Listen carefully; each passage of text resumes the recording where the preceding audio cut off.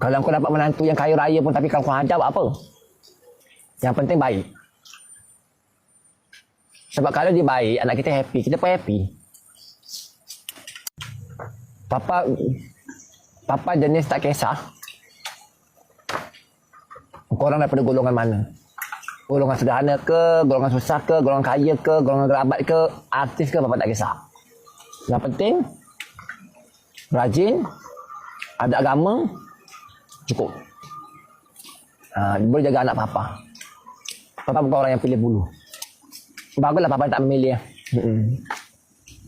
Contohlah dia daripada golongan orang susah. Orang susah tahu mungkin penderoka ke orang susah. Mak bapak dia orang susah. Tapi anak dia tu pandai. Mungkin dia doktor ke. Mungkin dia lawyer ke. Bapak okey je.